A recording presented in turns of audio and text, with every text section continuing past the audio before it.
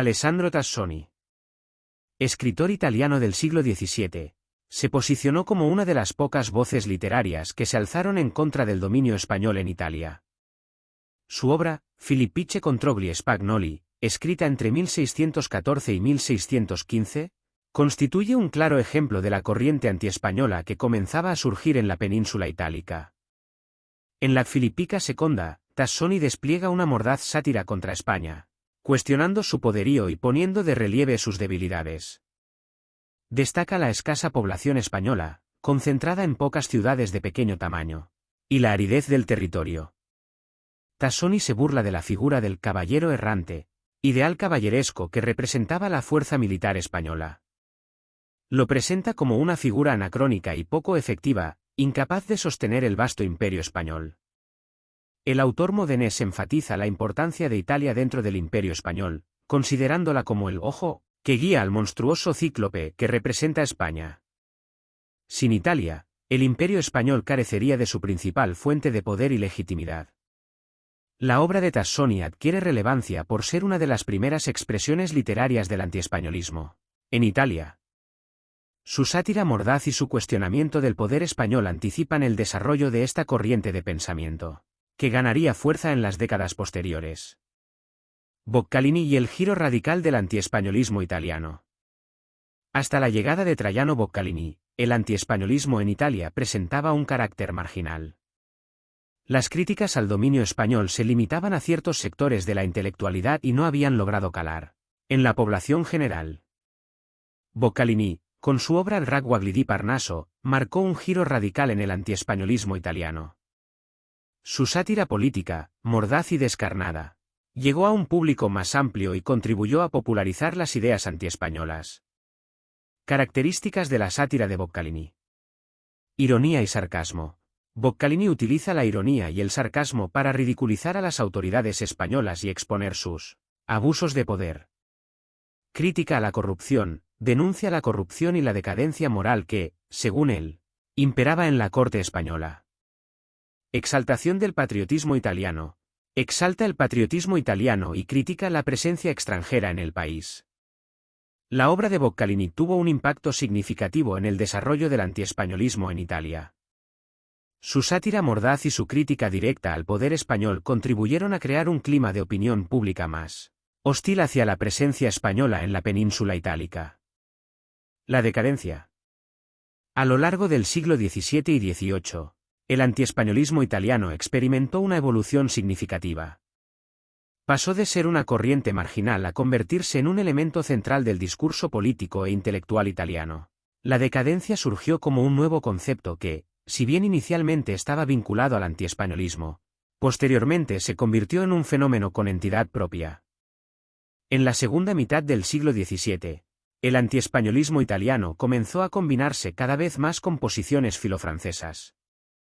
Esto se debió en parte al ascenso del poderío francés en Europa y al declive de la hegemonía española. En la primera mitad del siglo XVIII, surgió un nuevo concepto clave en el discurso italiano, la decadencia. Este concepto, que inicialmente no se desvinculaba del antiespañolismo, se convirtió en uno de los puntos de referencia esenciales del pensamiento italiano. En la segunda mitad del siglo XVIII, el proceso de separación entre antiespañolismo y decadencia se consolidó. La decadencia comenzó a verse como un fenómeno más amplio que afectaba a toda la sociedad italiana, no solo a la relación con España. El resurgimiento del antiespañolismo con Antonio Genovesi. En su obra Lezioni di Comercio, Antonio Genovesi marca un resurgimiento del antiespañolismo en el siglo XVIII. Con un estilo elevado y apasionado, Genovesi analiza la situación del reino de Nápoles bajo el dominio español, dibujando un retrato dramático de las calamidades que aquejaban a la nación. Genovesi critica duramente la ausencia de una dinastía doméstica en Nápoles, argumentando que la llegada de los austriacos de España solo agravó los problemas existentes. Denuncia la inmoralidad, incompetencia y corrupción de los administradores españoles, así como la imposición fiscal insoportable y el despotismo religioso. Al comparar Nápoles con otras potencias comerciales europeas, Genovesi resalta el retraso económico y social del reino. Atribuye este atraso al dominio español, que, Según él, ha impedido el desarrollo de la industria, el comercio y la agricultura. El antiespañolismo en la era napoleónica, hacia una coine nacional. Nota: coine. Lengua común que resulta de la unificación de ciertas variedades idiomáticas. La era napoleónica marcó un giro importante en el discurso antiespañolismo en Italia. La dominación española pasó a ser vista como el inicio de una larga fase de sujeción a lo extranjero, lo que acabó con la libertad y provocó la decadencia del país. Esta visión alimentó la necesidad de una reforma política que condujera al resurgimiento nacional. La generación napoleónica sentó las bases para una verdadera coine del antiespañolismo. Esta coine, que posteriormente sería desarrollada por la generación romántica, se basaba en la idea de que la dominación española había sido una época oscura en la historia de Italia y que la libertad solo podía recuperarse mediante la unificación nacional. La coine antiespañola no se limitó a las ideas de intelectuales italianos. También se nutrió de las contribuciones de intelectuales de otros países, quienes también criticaron la dominación española y apoyaron la lucha por la independencia italiana. En la Italia del siglo XIX, la época napoleónica dio lugar a dos mitos contrapuestos. Mito positivo. Napoleón representa la posibilidad de regeneración nacional para Italia. Se asocia con una transformación social y la realización de la libertad. Esta libertad se basa en la participación de la mayoría en el gobierno del país. Mito negativo. La monarquía absoluta se presenta como un sistema opresor. Se critica la participación de la Iglesia y el papado en la conservación del absolutismo. La coalición de soberanos que sustenta el dominio austríaco en Italia es vista como enemiga de la libertad. España en el mito negativo. España y los españoles se asimilan a un gobierno maléfico. Se les acusa de ser opresores de todas las libertades. Se destaca su fría y feroz determinación. Función del antiespañolismo. El antiespañolismo juega un papel importante en la construcción del mito negativo. Se convierte en un tipo ideal que representa todo lo que Italia rechaza: la opresión, la falta de libertad y el absolutismo. Gabriele Pepe, Il Mezzogiorno de Italia sotto gli Spagnoli, Tradizione e antiespañolismo. Publicada en 1952, Il Mezzogiorno de Italia sotto gli Spagnoli, de Gabriele Pepe representa una valiosa contribución al estudio del antiespañolismo en el Mezzogiorno de Italia. La obra combina el rigor filológico con una reflexión crítica sobre la tradición historiográfica, ofreciendo una visión compleja y matizada de este fenómeno histórico. La tensión entre el estudio objetivo y la proyección personal del autor enriquece la obra y la convierte en un texto estimulante para la reflexión sobre la identidad cultural y la memoria histórica en Italia. Pepe, en su análisis del antiespañolismo en el Mezzogiorno, se enfrenta a una tensión entre el estudio histórico objetivo y la proyección de sus propias ideas sobre la literatura analizada. Estudio histórico del antiespañolismo meridional. Pepe realiza un análisis riguroso de la tradición historiográfica sobre el antiespañolismo en el Mezzogiorno, desde el siglo XVIII hasta su época. Proyección del antiespañolismo del autor. Sin embargo, la obra también refleja las propias ideas y convicciones de Pepe sobre el antiespañolismo, lo que genera una cierta subjetividad en el análisis.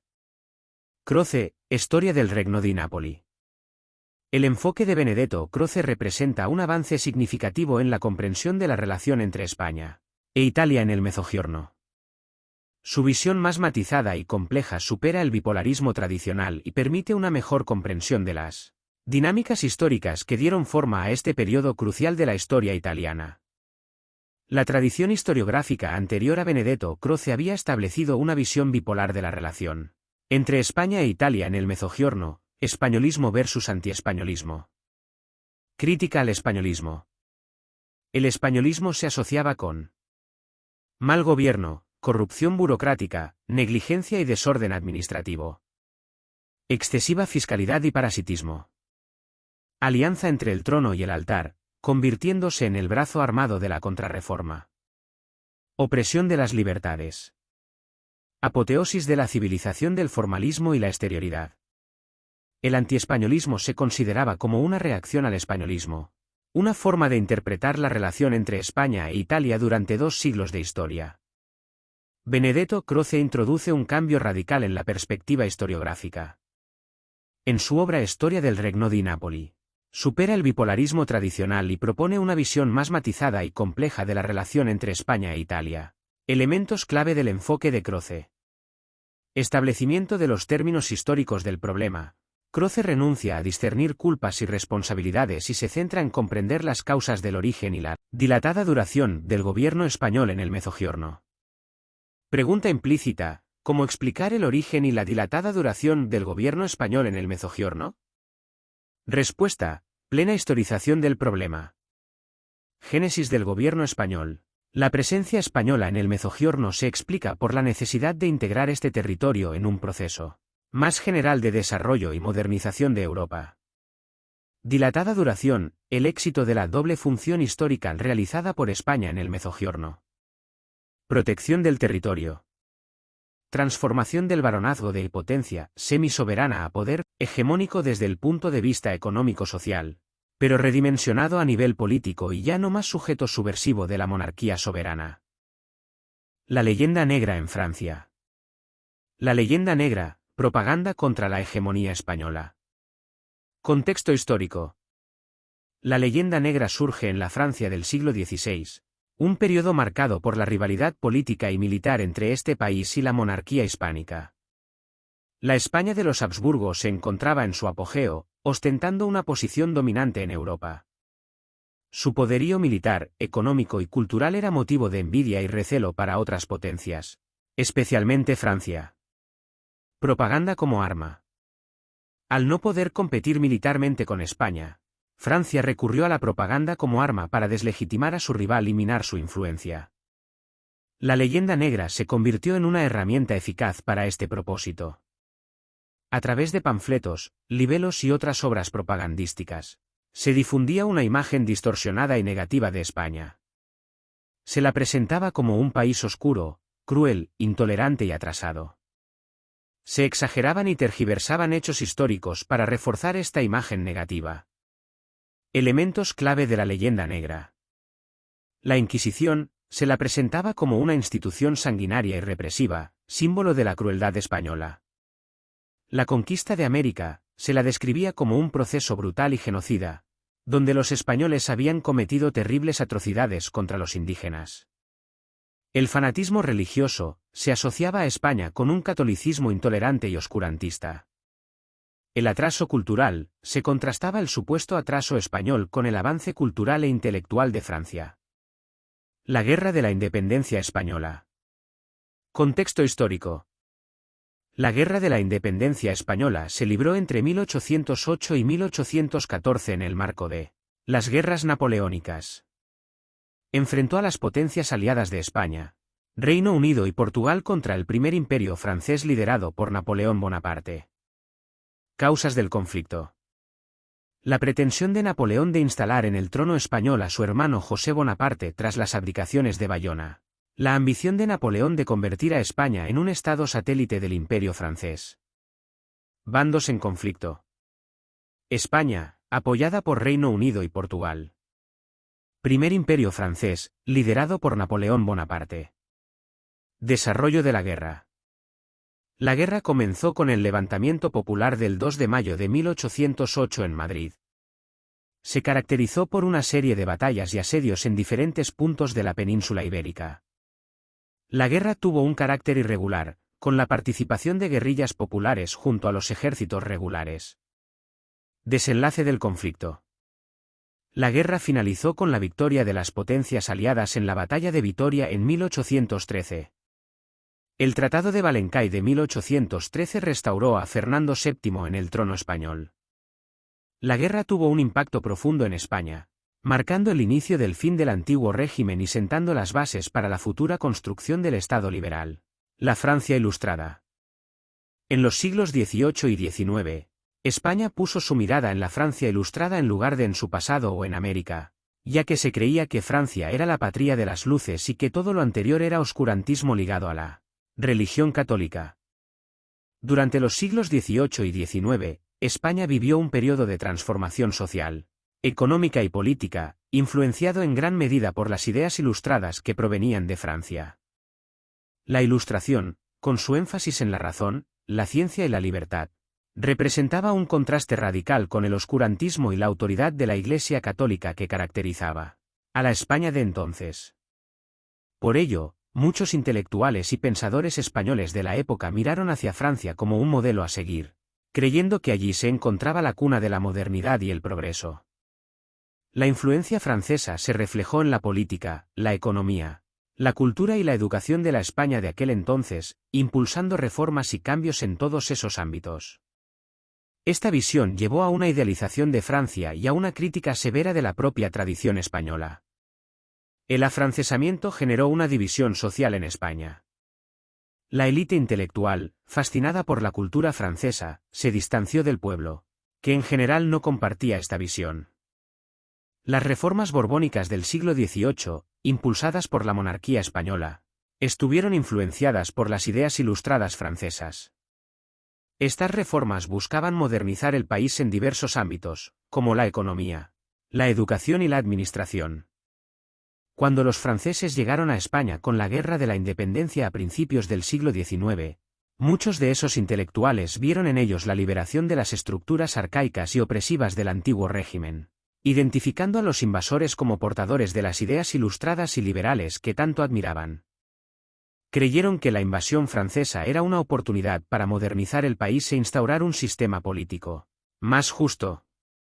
Sin embargo, la realidad fue muy diferente. Las tropas francesas no trajeron consigo las ideas de libertad e igualdad que muchos españoles esperaban. En cambio, se comportaron como un ejército invasor que buscaba someter a España al dominio francés. La experiencia de la Guerra de Independencia provocó un gran desengaño entre los ilustrados españoles que habían apoyado a los franceses. Comprendieron que Francia no era la nación idealizada que habían imaginado y que la defensa de la independencia nacional era más importante que cualquier ideología. Los afrancesados y la leyenda negra en la Guerra de Independencia.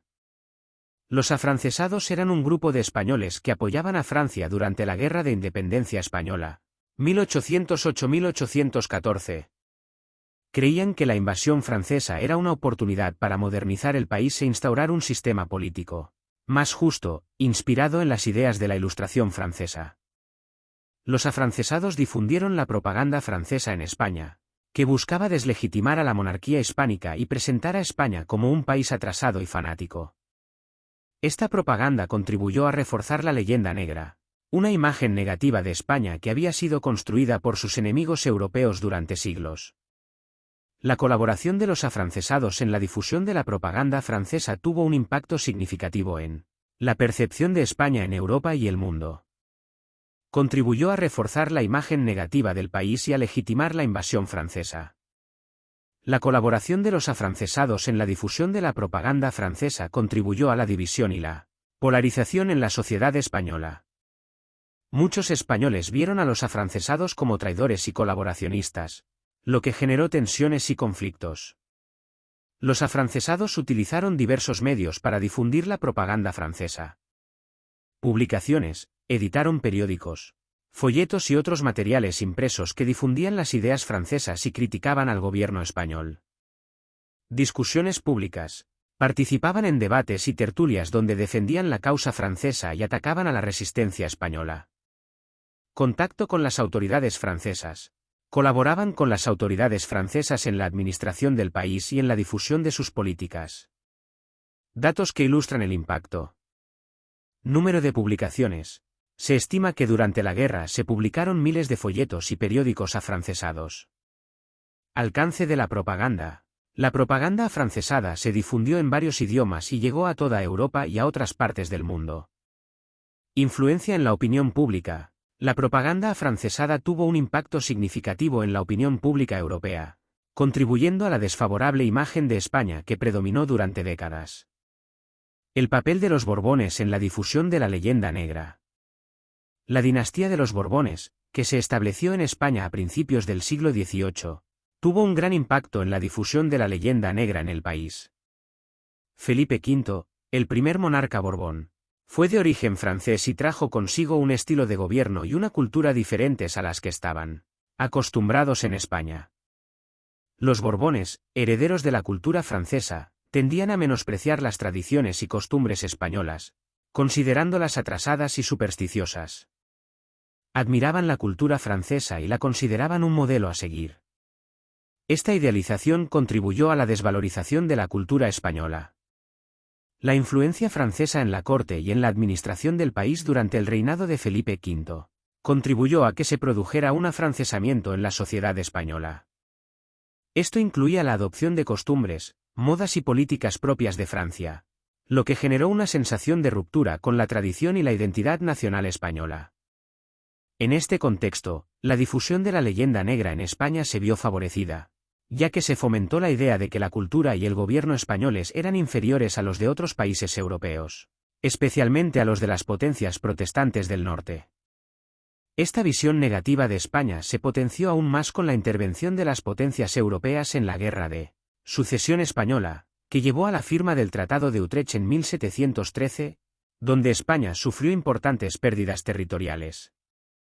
Además, la llegada de los Borbones también trajo consigo una serie de reformas políticas y económicas que generaron descontento entre la población española. Las políticas centralizadoras y la presencia de funcionarios franceses en la administración del país fueron percibidas como una imposición extranjera y provocaron tensiones sociales y políticas. En definitiva, la presencia de los Borbones en España y su afrancesamiento contribuyeron a la difusión de la leyenda negra, fomentando la idea de la inferioridad y la decadencia de España en comparación con otras naciones europeas. Esto generó un sentimiento de descontento y de crisis de identidad en la sociedad española, que perduró a lo largo de los siglos y que aún se refleja en debates sobre la historia y la identidad española. En la actualidad, la leyenda negra llega a nuestros días, más que nada, porque apenas hubo oposición contra ella. Prensa y arte al servicio de la propaganda francesa. Napoleón Bonaparte fue un maestro en el arte de la propaganda y supo utilizarla en su beneficio para crear una imagen idealizada de sí mismo y de su imperio. A lo largo de sus conquistas, mantuvo un control estricto sobre la prensa y sobre los artistas, asegurándose de que difundieran una imagen gloriosa de sus victorias y de su gobierno. A través de la prensa, se encargó de difundir noticias de sus victorias en batalla, exagerando sus logros y minimizando sus derrotas. De esta manera, creó una imagen de invencibilidad y heroísmo que contribuyó a elevar su figura a la categoría de un líder legendario. Además, Napoleón entendió la importancia del arte como herramienta de propaganda y se rodeó de artistas talentosos que crearon retratos y monumentos en su honor. Estas representaciones artísticas ayudaron a fomentar el culto a su persona y a perpetuar su legado a lo largo de los años. Propaganda napoleónica. Un sistema centralizado. Napoleón creó un sistema centralizado de propaganda que controlaba la prensa, el arte y la cultura en los territorios conquistados. El control de la información. La censura fue impuesta para silenciar cualquier voz disidente y difundir únicamente la versión oficial de los acontecimientos. La glorificación del emperador. La propaganda se centró en ensalzar la figura de Napoleón como un líder heroico, genio militar y protector de la civilización. El uso de la prensa. Se publicaron periódicos y folletos que difundían las victorias de Napoleón y su visión del mundo. El arte al servicio del poder. Pintores, escultores y músicos fueron comisionados para crear obras que exaltaran la figura del emperador y sus hazañas. La propaganda napoleónica contribuyó a legitimar su poder. La imagen heroica de Napoleón ayudó a justificar su dominio sobre los territorios conquistados. Motivar a las tropas. La propaganda militar inspiró a los soldados franceses a luchar con valor y patriotismo. Controlar a la población. La censura y la difusión de información controlada permitieron a Napoleón mantener el control social. Propaganda. Si bien el término aparece por primera vez en un diccionario francés en 1740, su origen se remonta a siglos antes. La palabra propaganda deriva del latín propagare, que significa difundir o sembrar. En la antigua Roma, este término se utilizaba para referirse a la difusión de las ideas y creencias religiosas. En cierto modo, se puede afirmar que Napoleón fue pionero en el uso sistemático y consciente de las técnicas modernas de propaganda. Su modelo de control de la información y creación de una imagen pública favorable ha sido imitado por líderes y regímenes a lo largo de la historia. Napoleón Bonaparte utilizó la propaganda y la narrativa de sus victorias militares para consolidar su poder y legitimidad como líder durante su carrera militar. Desde sus primeras actividades periodísticas y propagandísticas, Bonaparte demostró su habilidad para controlar la narrativa de su propia figura y de sus logros. Ya en sus primeros panfletos y discursos, mostraba su capacidad para influir en la opinión pública y para promover su imagen como un líder capaz y exitoso. Esta habilidad se vio reflejada especialmente durante su tiempo al mando del ejército de Italia, donde Bonaparte utilizó la propaganda para exaltar sus victorias militares y para construir una narrativa de sí mismo como un genio militar. Su victoria en Marengo, por ejemplo, eclipsó la de Moreau en Hohenlinden en términos de importancia estratégica, pero fue la narrativa construida alrededor de esta batalla lo que permitió a Bonaparte consolidar su poder y su imagen como líder indiscutible. Durante la campaña de Italia, Napoleón creó dos periódicos, Le Courrier de l'Armée d'Italie y la France Bue de l'Armée d'Italie, con el propósito de mantener alta la moral de sus tropas y influir en la opinión pública local. Estos periódicos también sirvieron como plataforma para exaltar sus propias victorias y logros ante la población francesa, consolidando su imagen como líder militar y político. En la expedición a Egipto, Napoleón también financió un periódico llamado Le Courrier de l'Égypte con objetivos similares. Además, en un gesto innovador, introdujo la imprenta en el mundo árabe, lo cual le permitió difundir sus ideas y propagar su imagen en una región hasta entonces ajena a este tipo de comunicación. De esta manera, Napoleón Bonaparte demostró ser un estratega hábil no solo en el campo de batalla, sino también en el ámbito de la comunicación y la propaganda. Utilizó los periódicos como una herramienta efectiva para moldear la percepción pública, tanto en Francia como en los territorios conquistados, y para consolidarse como una figura destacada en la escena política internacional. Napoleón utilizaba la propaganda como una herramienta para controlar la opinión pública en los territorios bajo su dominio. Al enviar boletines a los periódicos de Frankfurt y tener a su servicio a editores de periódicos alemanes, Napoleón aseguraba que la información que se difundía en esos lugares estuviera alineada con sus intereses y su imagen. Además, al controlar la prensa en ciudades como Múnich y las ciudades hanseáticas a través de sus representantes, Napoleón garantizaba que la información que llegaba a la población estuviera filtrada y manipulada de acuerdo a su narrativa. De esta manera, podía influir en la opinión pública y consolidar su poder en esos territorios. Este uso de la propaganda no solo le permitía mantener el control de la información que circulaba en los territorios bajo su dominio, sino que también le ayudaba a moldear la percepción de la población sobre su gobierno y sus acciones. Así, Napoleón utilizaba la propaganda como una herramienta de poder para mantener su hegemonía y control sobre los estados de la órbita napoleónica. Prensa y propaganda en España. Durante la guerra en España, la prensa y la propaganda jugaron un papel crucial en la difusión de información y la formación de la opinión pública. Con el levantamiento popular de 1808 se estableció la libertad de imprenta, lo que permitió el surgimiento de la prensa política y la diversidad de opiniones en la sociedad. La multiplicación de publicaciones de todas las tendencias, periódicas u ocasionales, permitió un debate político de alto nivel, a pesar de la precariedad de los medios materiales.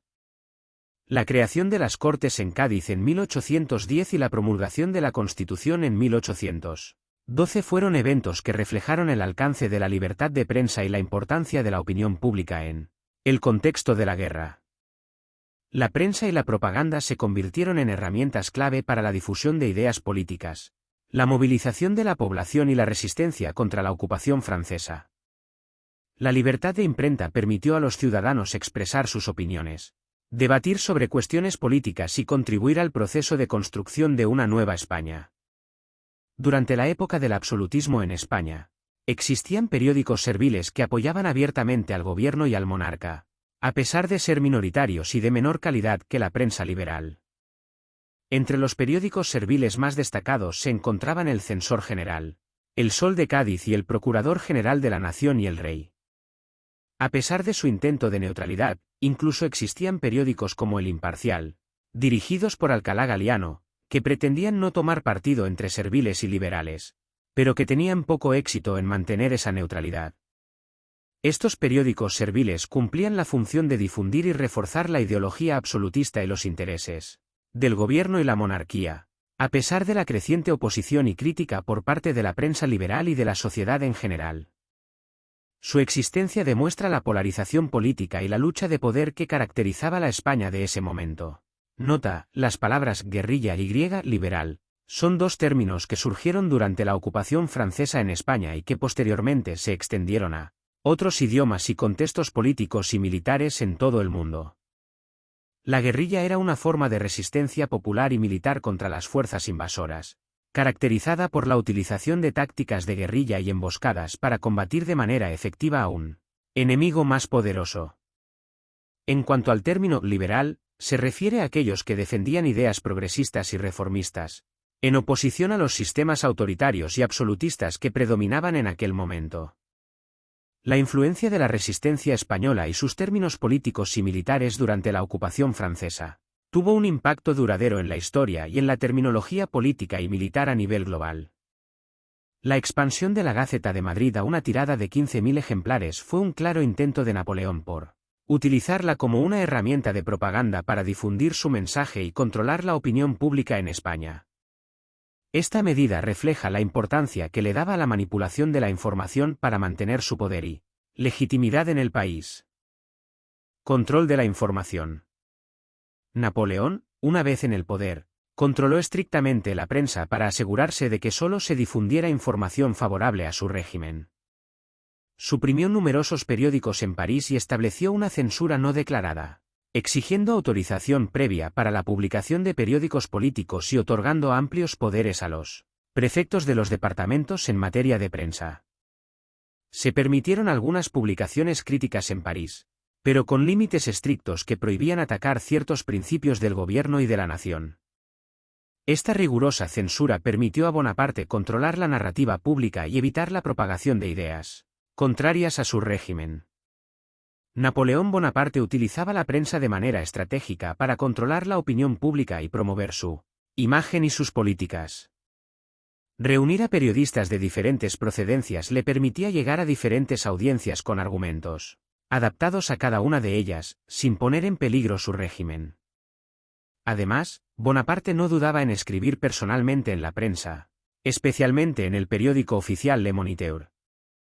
Su estilo era reconocible por su violencia verbal, algo que otros periodistas no se atrevían a hacer. Muchos de sus artículos parecían estar escritos en un arrebato de ira. El emperador también se encargaba de dar instrucciones detalladas a los medios de comunicación, dictando el contenido de los artículos, la extensión, el momento de publicación e incluso quién debía firmarlos.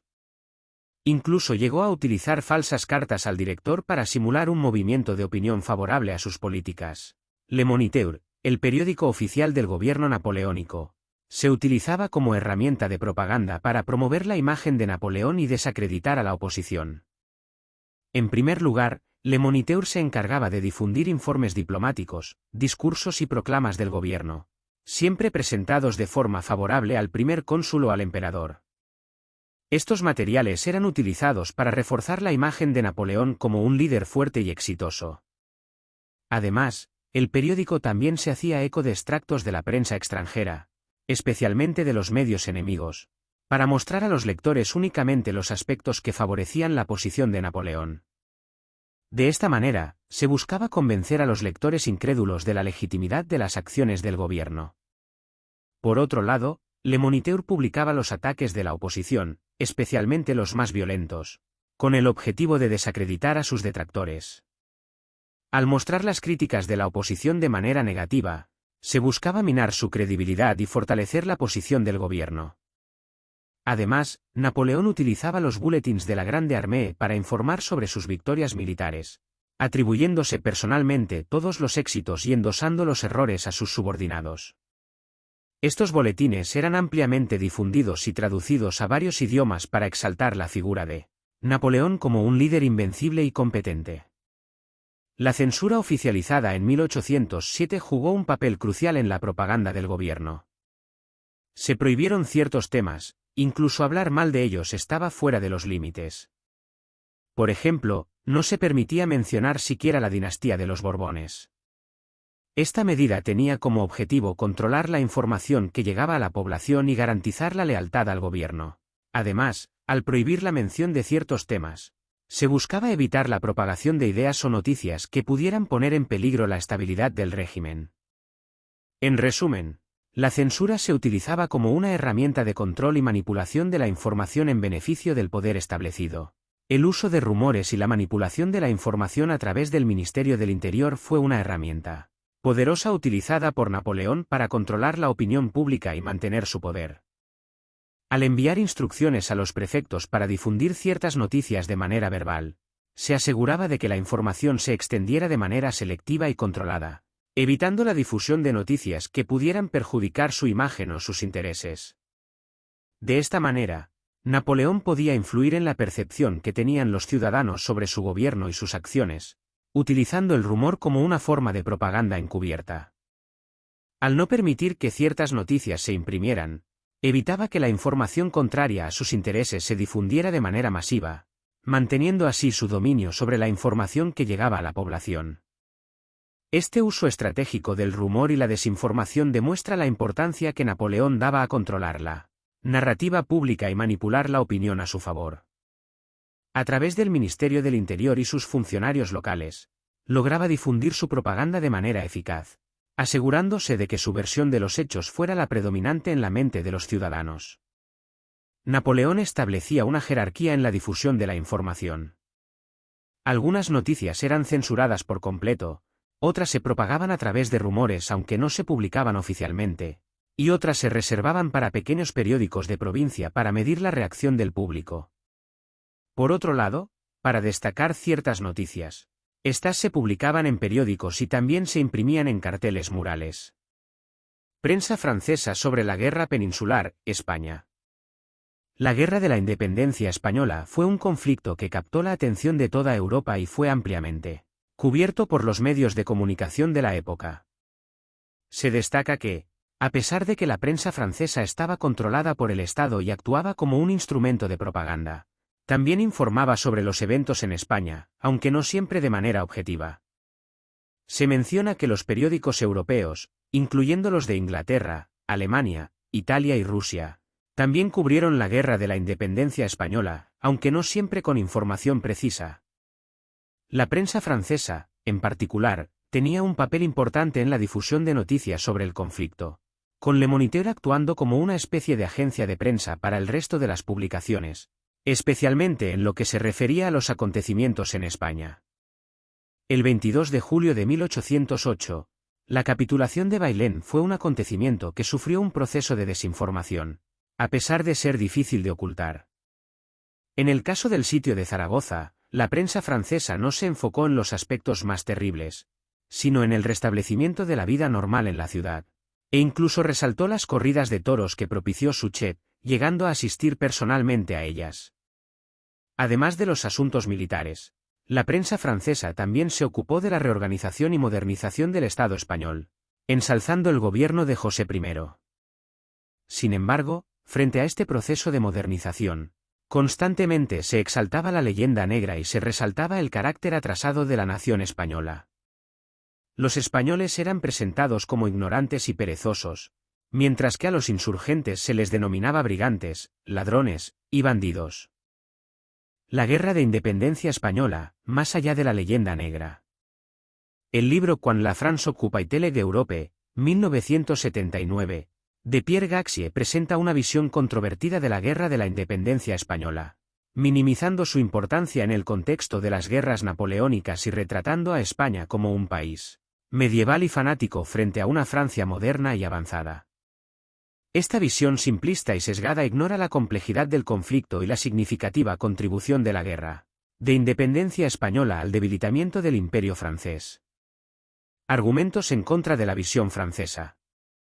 Importancia estratégica de la Guerra de Independencia. La guerra en España desgastó al ejército francés, obligándolo a destinar recursos considerables que podrían haber sido utilizados en otros frentes. Inspiración para otros movimientos de resistencia.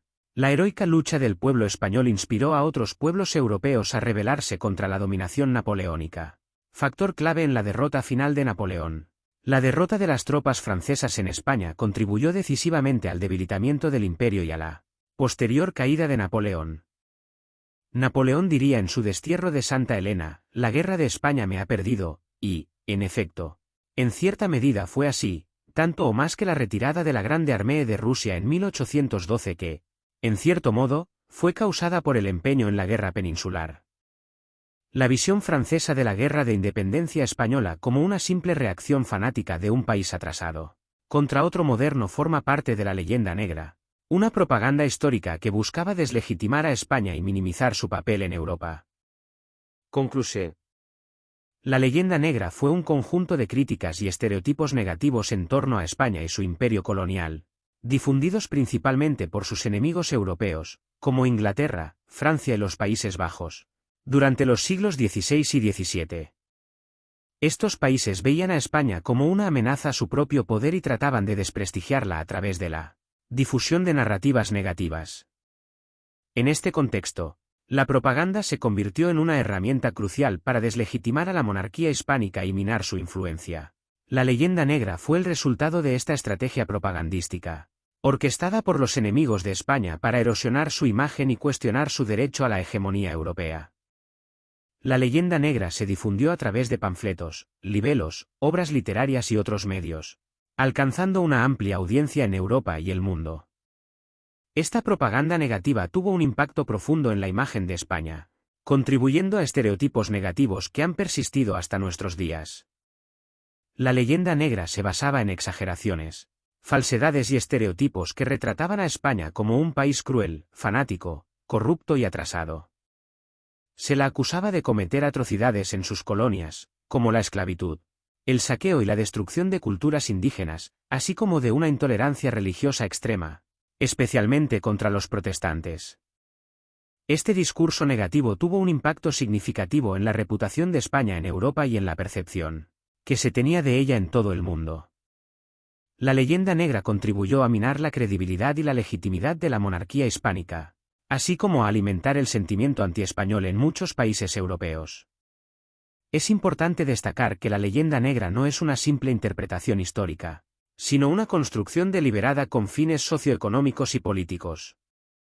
Es fundamental analizar críticamente las fuentes y no tomar como verdades absolutas las imágenes distorsionadas que se difundieron sobre España durante siglos. Bibliografía. Los mitos que nos dieron traumas. Juan Miguel Zunzunegui. La leyenda negra en Inglaterra. William S. Malby. Antiespañolismo y decadencia en la cultura italiana. Aurelio Musi.